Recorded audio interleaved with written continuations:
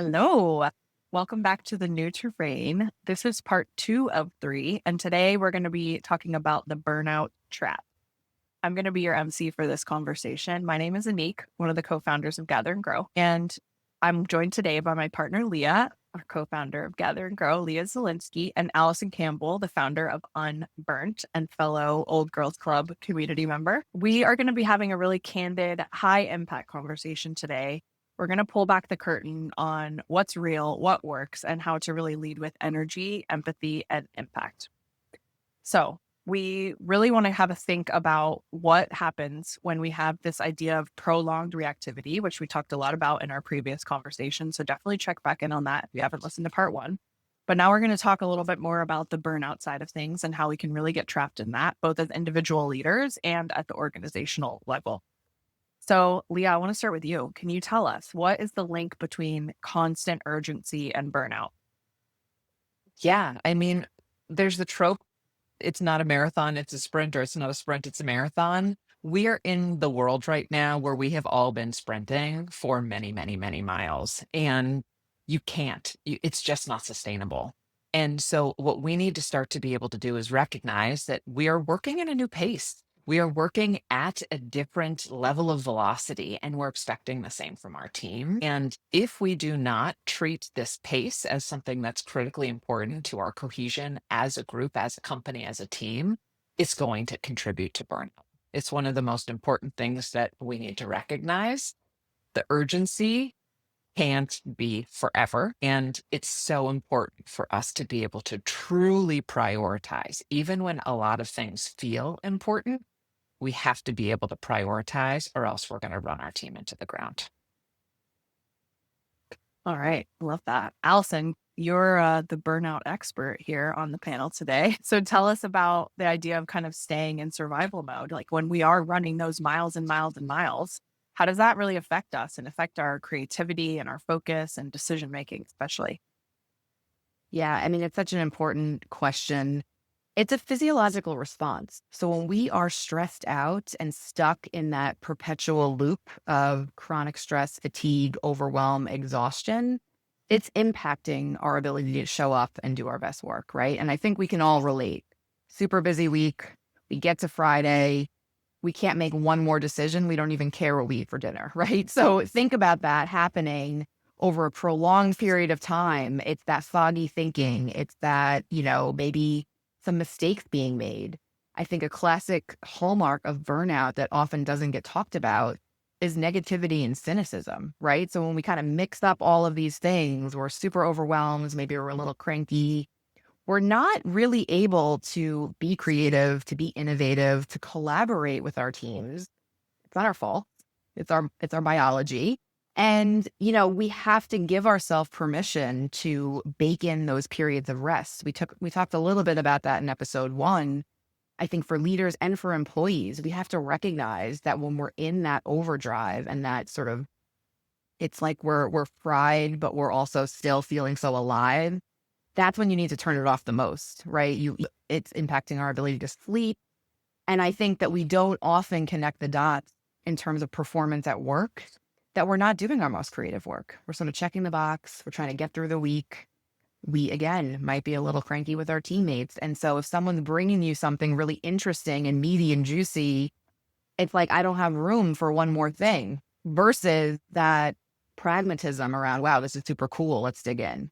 And so again, I just want to say it's not our fault when we're stuck in that state of chronic stress, but it does impact our ability to show up and be creative. And frankly, companies, we need that more than ever. We need those big breakthroughs. We need that innovative thinking to be able to compete in this extremely complex and disruptive world. One of the things that I've seen over and over and over again is that teams feel that they need to earn rest. And then when it actually comes time for them to unplug, they're so fried that they just go straight into numbing. And there's not actually restorative, high quality rest that's happening. It's all just more stimulation in a passive form. And what people don't realize is that that's also getting their brain completely amped up. And it's removing their ability to actually process and integrate and have that deeper, just cellular level rest that all of us need so much.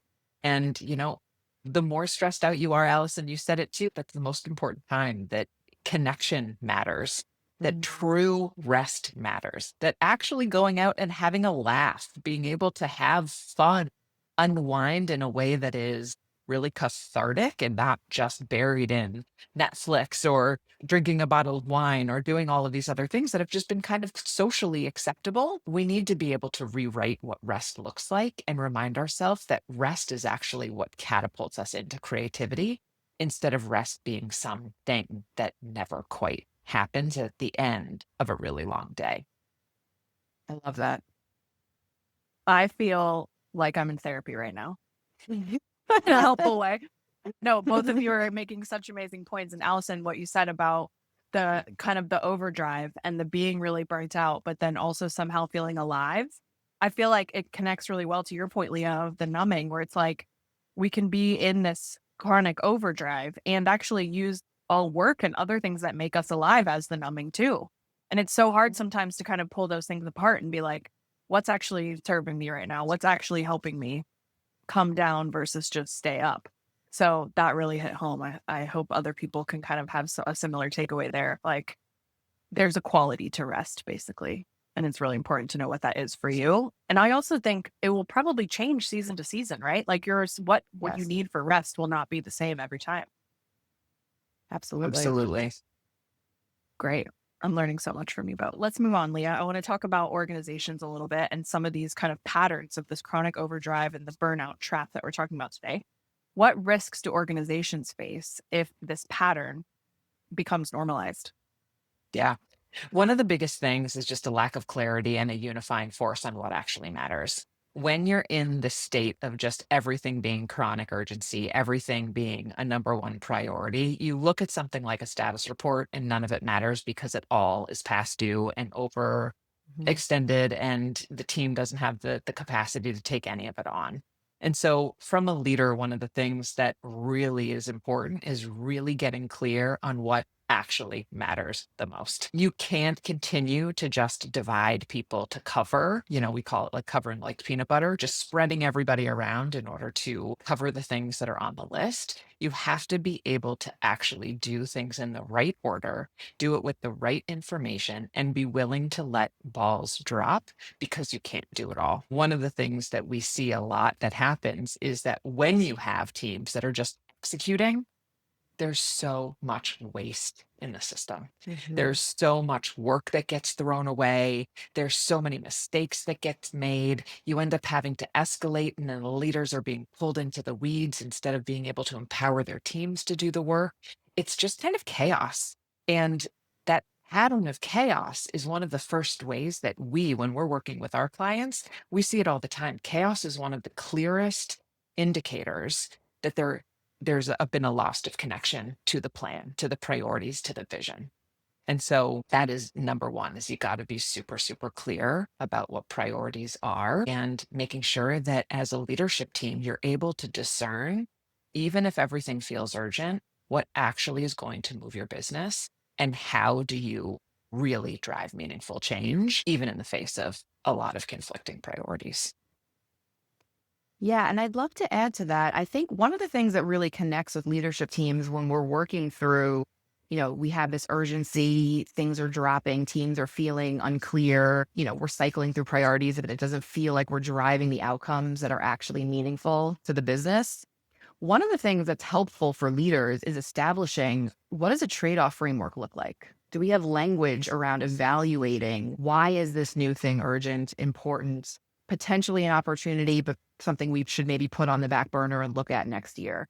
And so by creating a framework around giving everyone permission, teams to sort of surface up, yeah, this is a no. We have to put this on the back burner list or the stop.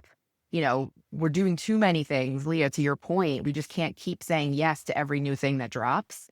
By creating that kind of trade-off framework, you're giving the entire organization that language to be able to evaluate what matters and why. And I think that's really important for the leadership team to create, to normalize, and to practice so that everyone understands we're working on the things that matter most. My work ladders up. We are driving the right outcomes, and we have permission to look at things objectively and say, this is a great idea, but it's a no right now. That concept of permission is such an important one. Sometimes when you're in that moment where you are, let's say you're working against a quarterly deadline where every client is on the same time frame, and it's just going to be a busy month. You have to be able to, as a leader, give your team permission on what is going to slip. How can you change the way you're working? How can you learn Mhm. to be a little bit more resilient? How can you pivot into be just a tad more flexible, where you're letting certain parts of the process drop because they're not as critical in this moment? That's part of that trade work, the trade-off that you were just talking about, Allison. But it comes from permission. It comes from leaders modeling what is safe to be experimenting with, and where we really have to toe the line and make sure that we're doing things exactly as they're required because the quality depends on it. And so that level of discernment is another thing that leaders can really bring to that empower the team to execute with authority and understanding of what matters most. I love that. Me too. Can we stay on this thread a little bit more around leaders? Allison, I'll come to you first, but please build on each other. In your work or just in your kind of being out in the world, what stories or examples stand out to you of leaders who have actually realized they were stuck in this burnout trap? Yeah, I think as I reflect on, the past few months, leaders coming on a call and saying, I'm so glad I'm talking to you today. While that makes me feel helpful and valuable, is also a place where it starts to break my heart a little bit that they're gripping on so tightly and they're feeling like, oh my gosh, every day I'm just getting by. It's a really tough place to be. And so, some of the bright spots for me over the last few months in doing this work has been able to see a transition with the team. So not just the leader feeling like they have some practices, they've been able to have some agency over how they're running their days, how they're showing up differently, how they're inviting feedback from their teams in a way where then they're creating change to the rhythms of work. It's super empowering and they feel really great about it. But what's been so gratifying is seeing the transition with teams, right? Where we identify some of the friction points and, when you actually break it down and you have space to reflect with intention, right? And to think about, this practice or this process is not serving us, right? It's not getting us to the goal. It's creating, Leah, as you mentioned, wasted cycles, right? We're doing the work, we're going to the meeting, we're creating the deck, and no one's reading it. So when we can identify those places where there's either throwaway work or friction in the system, and then we put something in place and we can see and evaluate on the other side of 30, 60, 90 days how that's created better outcomes, more connection, more trust across the team. I mean, those are some of the most gratifying moments of this work. So it's been really rewarding. What about you, Leah? Do you have any standout moments of leaders realizing they're stuck? Yeah, I think what is so important and what's so really monumental in a team's evolution is when the leader is able to realize that that judgment that they carried in, that sense of blame that maybe Mm. perhaps they carried in when they were evaluating their team and they started conversations with comments like, this person just doesn't get it, or they used to work so much harder and now they're not working as hard anymore. Once that shifts, and they're able to say, how could I be showing up differently? And maybe there's space for us to be having a different kind of communication. There's just so much power that comes from teams coming together, from especially that middle rung, right? The people who are kind of stuck in the middle where they're managing people, but they're also reporting up and they have to have a full workload themselves. That part of the team is so important. And when leaders are able to really recognize that and lean into that part of the team and reconnect with what makes those people tick and get them engaged and start to be able to tap into some of their observations, there's a sense of empowerment that just completely shifts the dynamic and it completely pivots where you're going. It's contagious. Just like being stressed can be contagious, being positive, being creative, being optimistic can also be contagious. And as leaders, we have to go first. We have to be the ones to model that behavior. And that is some of the most important work that we do is really being able to give leaders that perspective, but also to be able to help them understand how they can leverage the power of their people to really drive towards their collective goals. Fantastic. Thank you both so much. And thank you to all of you for listening. I think if we've learned anything today, it's that burnout doesn't just drain us as individuals, it really weakens our teams and our culture over time, too. So, really important takeaway. Thank you.